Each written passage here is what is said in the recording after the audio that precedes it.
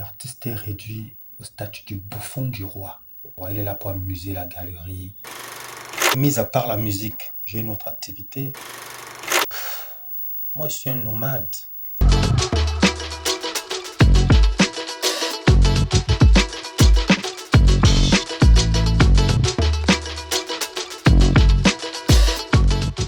Yo, salut broda.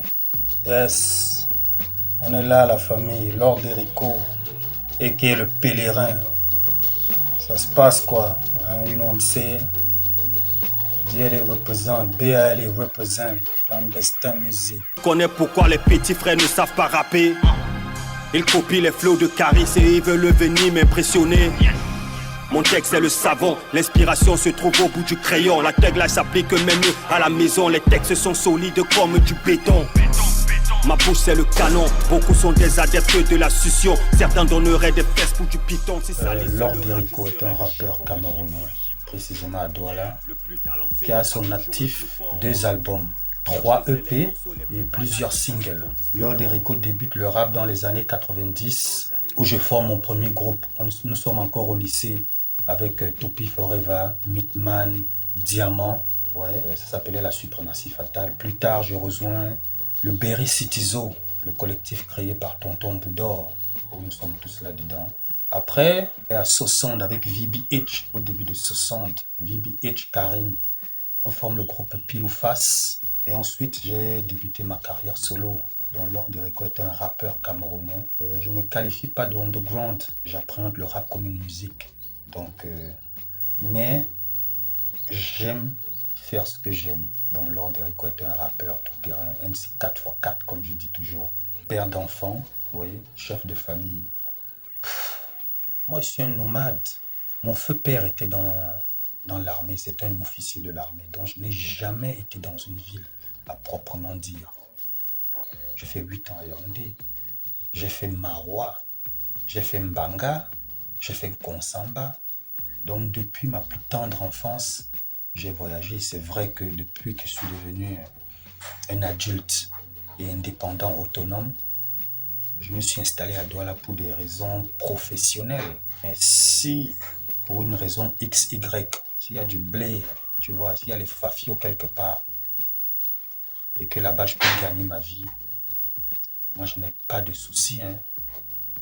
On suit l'argent, comme on dit. Si l'argent est à Maroua, je ne suis pas à Maroua. Si l'argent à Garoua, je ne suis pas à Garoua. Donc, je peux changer de ville essentiellement pour des raisons financières. Mon dernier projet s'appelle Le Pèlerin. C'est sorti en début d'année, février-mars. Ça s'appelle Le Pèlerin. C'est sorti sur mon propre label Clandestin Music. Il y a la participation de Niro, qui est un beatmaker aussi, un artiste, un rappeur de Bali.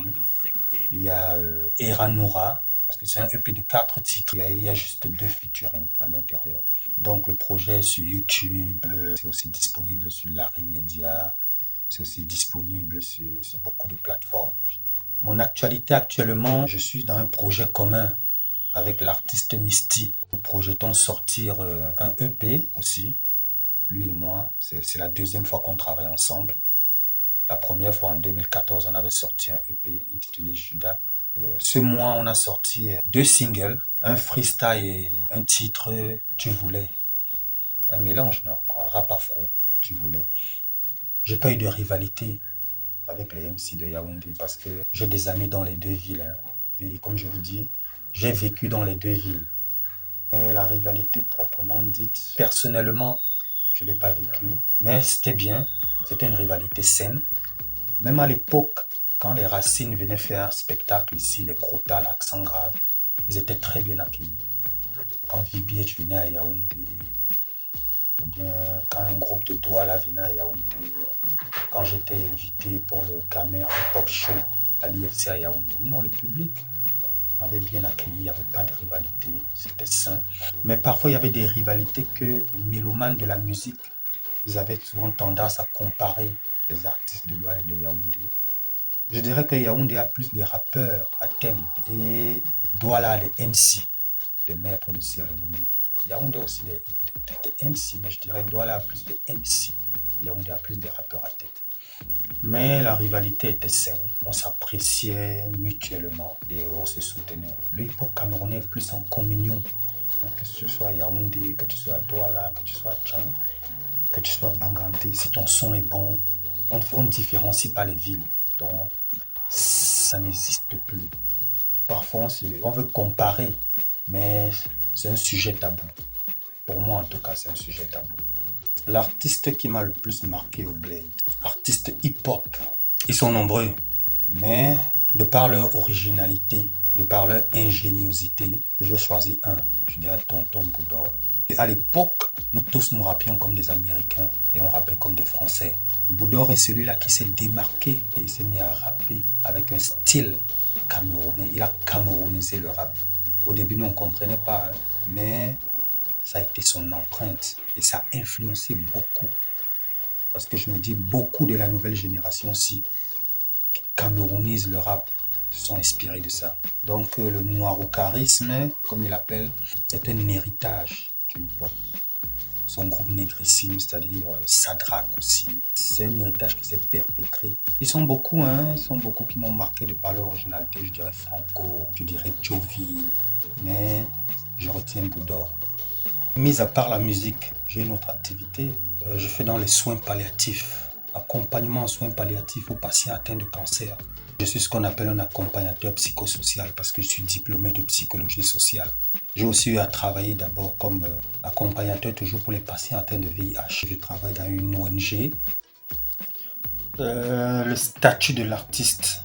L'artiste est réduit au statut du bouffon du roi. Bon, il est là pour amuser la galerie, mendicité. Il vit uniquement des spectacles, du farotage. Or, ce n'est pas ça le statut de l'artiste. Être artiste, c'est une profession libérale, au même titre que les avocats et tout ça.